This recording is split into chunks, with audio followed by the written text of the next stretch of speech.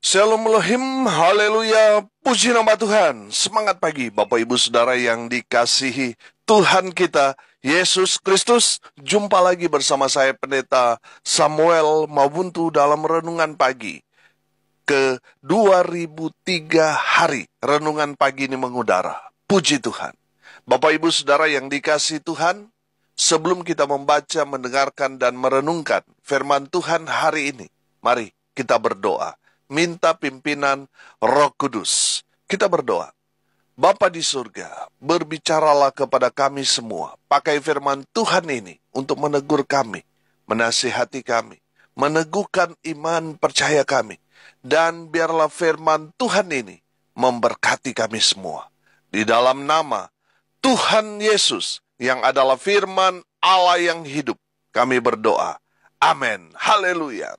Bapak Ibu Saudara yang dikasihi Tuhan, bersama dengan saya kita akan belajar Alkitab.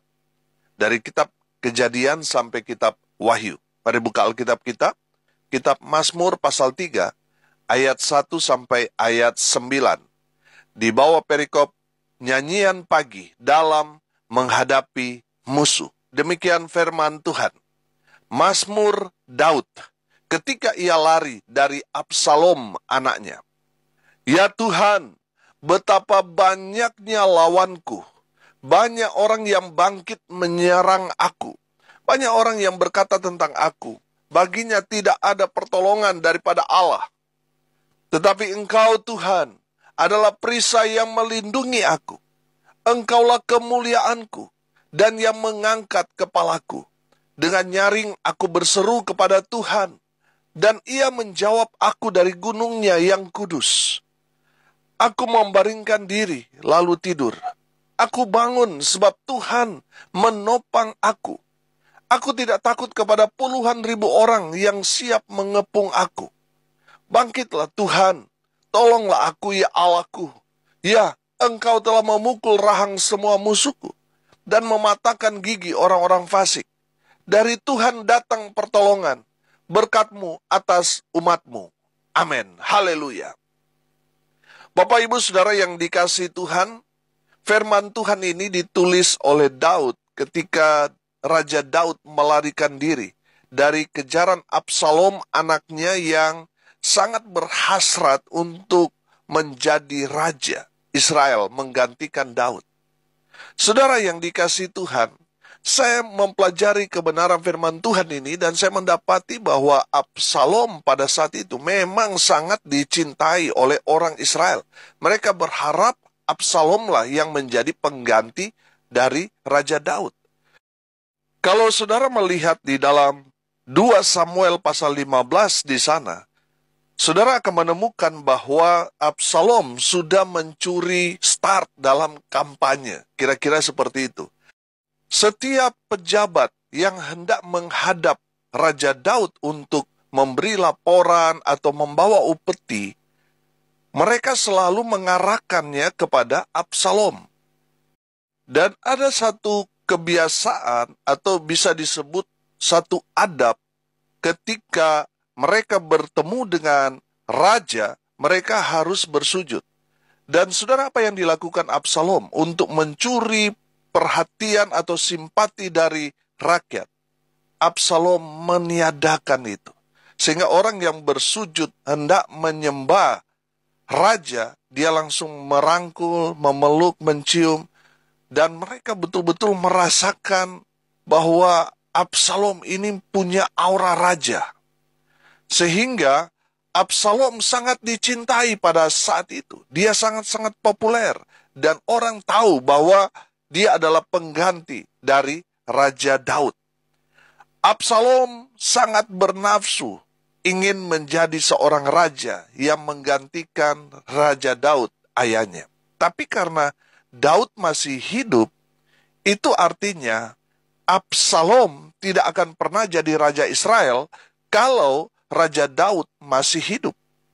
Jadi satu-satunya jalan, Absalom harus menghabisi, membunuh, meniadakan Daud dari kerajaan.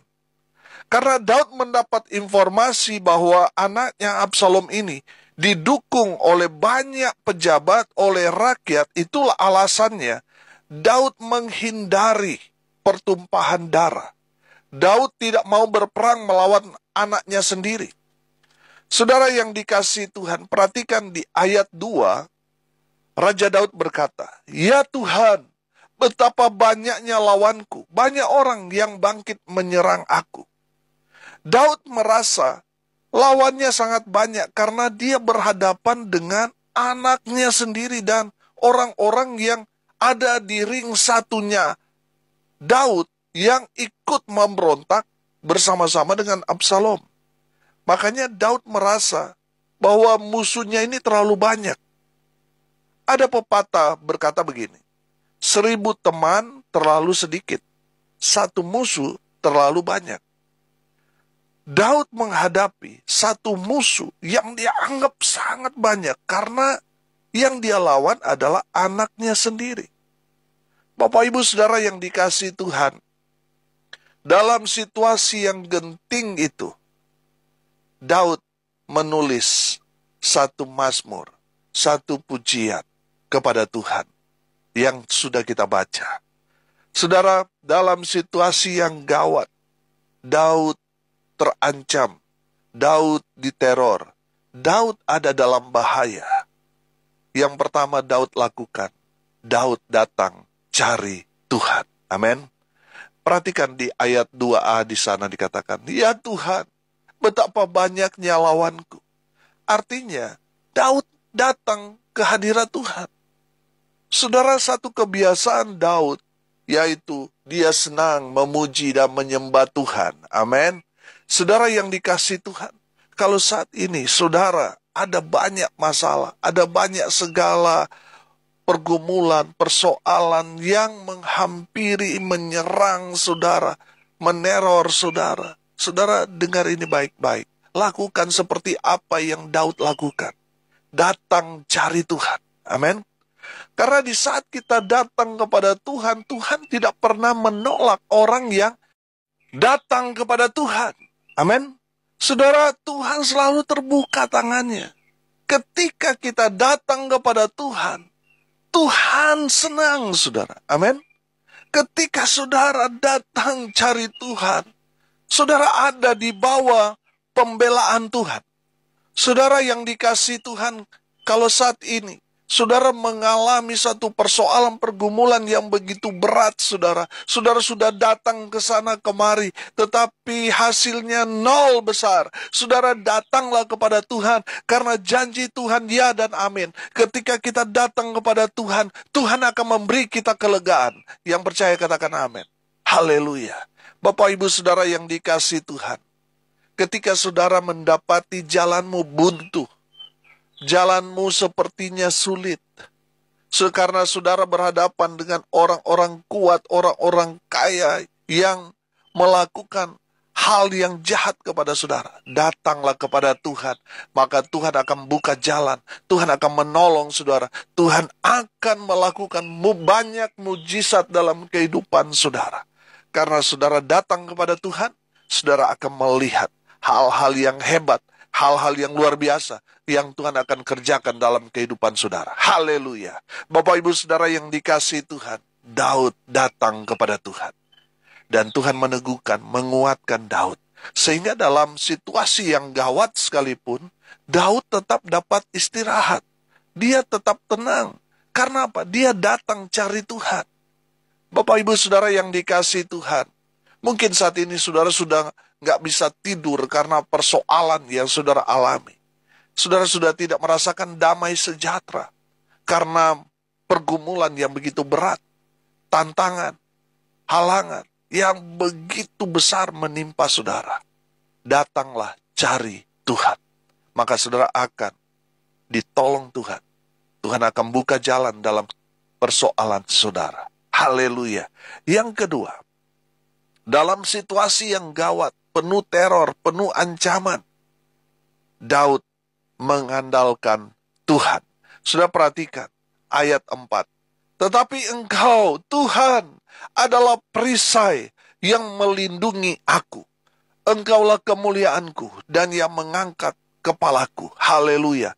Bapak Ibu Saudara yang dikasihi Tuhan, Di dalam situasi yang penuh dengan ancaman dalam bahaya, Daud tidak mengandalkan kekuatannya karena dia tahu dia sudah semakin tua, pengikutnya juga sudah mulai berkurang, dan di saat itu tidak ada yang dia andalkan selain kepada Tuhan. Amin.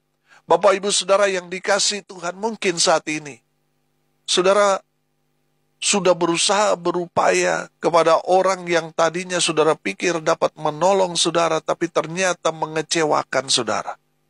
Saudara andalkan Tuhan, maka saudara akan melihat Tuhan bekerja dalam kehidupan saudara. Saudara, Tuhan akan berperang ganti saudara dan saya dalam setiap masalah yang saudara dan saya hadapi. Kalau saudara mengandalkan Tuhan dalam kehidupan saudara. Saudara yang dikasihi Tuhan, orang yang mengandalkan Tuhan adalah orang yang punya hubungan dengan Tuhan. Dalam situasi yang gawat, saudara perhatikan Daud. Daud tidak panik karena dia tahu kepada siapa dia andalkan hidupnya.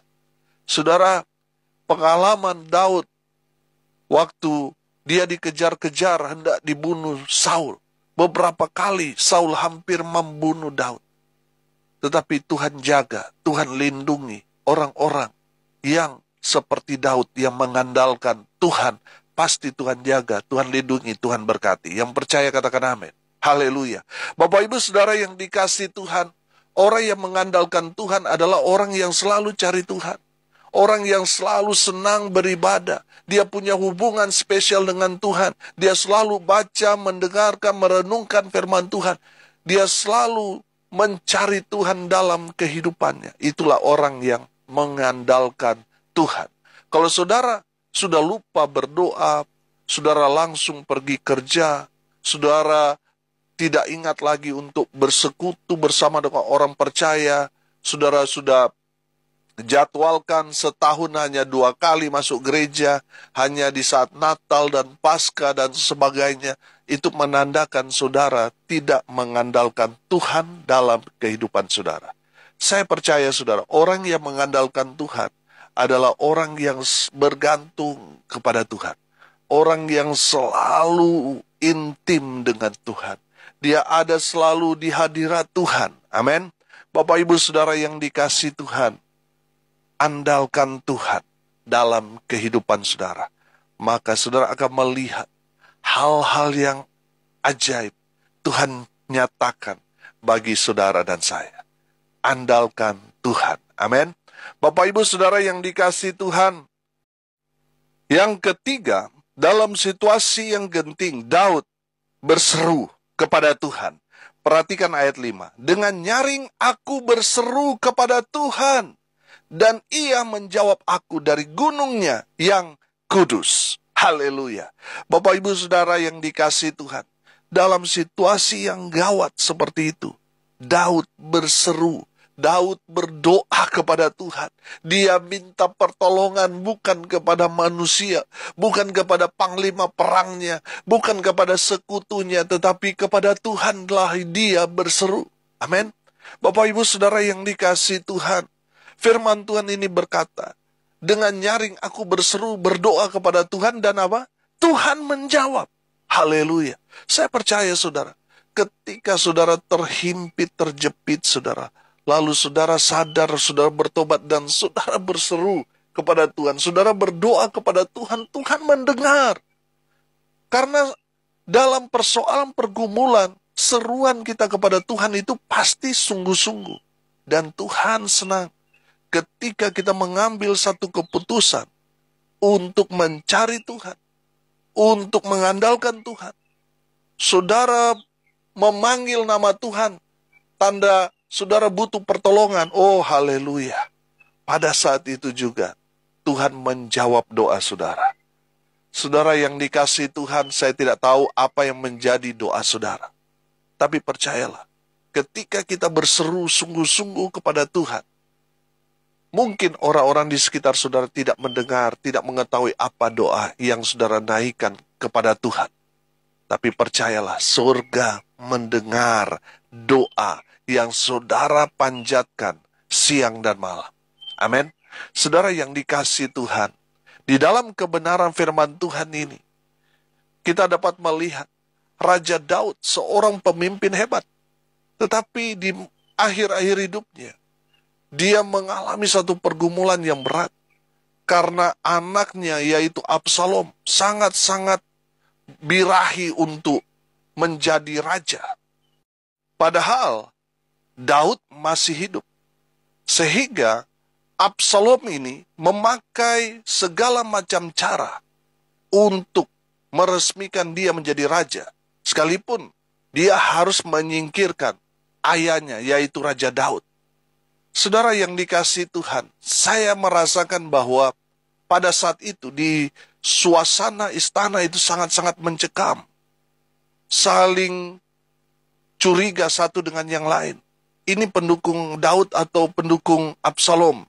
Dan saya yakin saudara di sana saling teror, di istana itu juga saling bunuh satu dengan yang lain. Untuk memperkuat kubu masing-masing. Bapak ibu saudara yang dikasihi Tuhan, apa yang dilakukan Raja Daud? Kita sudah pelajari, ada 3 hal.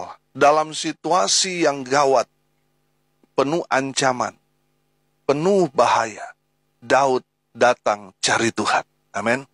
Daud tidak datang cari masalah untuk berhadapan dengan Absalom. Tidak. Dia cari Tuhan. Amin. Saudara yang dikasihi Tuhan, kalau saudara ada masalah, cari Tuhan. Jangan cari manusia, jangan saudara, karena saudara akan kecewa. Yang kedua, andalkan Tuhan. Jangan mengandalkan manusia. Saudara akan dikhianati. Yang ketiga, Daud berseru kepada Tuhan. Daud berdoa kepada Tuhan dan Tuhan menjawab. Amin. Haleluya. Bapak ibu saudara yang dikasihi Tuhan, kalau saudara ada dalam situasi di mana saudara berhadapan dengan keluarga saudara sendiri, dengan atasan saudara sendiri, atau dengan teman kerja saudara sendiri, tetangga saudara dan sebagainya, saudara lakukan seperti apa yang Daud lakukan. Cari Tuhan, andalkan Tuhan, berseru kepada Tuhan, biar Tuhan yang berperang ganti saudara. Saudara hanya diam menonton bagaimana pertolongan Tuhan nyata dalam kehidupan saudara. Amin. Mari kita berdoa. Terima kasih Bapa di surga atas kebenaran firman yang sangat memberkati kami. Berkati semua pendengar dimanapun mereka berada. Tuhan memberkati hidup mereka. Rumah tangga mereka diberkati. Kalaupun ada rumah tangga pendengar yang sedang ada dalam persoalan pergumulan, Tuhan yang memulihkan keadaan. Hubungan suami istri baik, orang tua dengan anak dan sebaliknya dipulihkan dan diberkati oleh Tuhan. Hamba berdoa untuk pekerjaan, usaha, pelayanan, semua pendengar, Tuhan Yesus memberkati. Berikan mereka kesehatan, kekuatan dari Tuhan. Tuhan menjaga, Tuhan melindungi, memelihara, dan memberkati semua pendengar. Mereka yang sakit, Tuhan sembuhkan. Mereka yang lemah, Tuhan kuatkan. Tuhan hibur mereka yang berduka cita. Dan mereka yang hari ini berulang tahun, Tuhan Yesus memberkati mereka dengan umur panjang. Kesehatan, kekuatan dari Tuhan menyertai mereka selalu. Hamba berdoa, biarlah berkat Tuhan turun, memenuhi semua pendengar, dimanapun mereka berada. Tuhan Yesus memberkati. Hamba berdoa, biarlah berkat Tuhan memenuhi semua pendengar. Bapak ibu saudara yang dikasihi Tuhan, arahkanlah hatimu dan terimalah berkat dari Tuhan Yesus. Tuhan memberkati engkau dan melindungi engkau. Tuhan menyinari engkau dengan wajahnya dan memberi engkau kasih karunia. Tuhan menghadapkan wajahnya kepadamu dan memberi engkau damai sejahtera. Di dalam nama Tuhan Yesus, sumber segala berkat. Bapak ibu saudara yang percaya, diberkati Tuhan, katakan amin. Puji Tuhan. Bapak ibu saudara yang diberkati Tuhan, kalau saudara merasa diberkati melalui renungan pagi ini, bagikan juga kepada saudara-saudara yang lain, supaya mereka juga diberkati. Karena untuk itulah kita dipanggil, untuk jadi berkat. Salam kasih dari Bali. Saya Pendeta Samuel Mawuntu. Sampai jumpa besok pagi. Tuhan Yesus memberkati kita semua. Haleluya.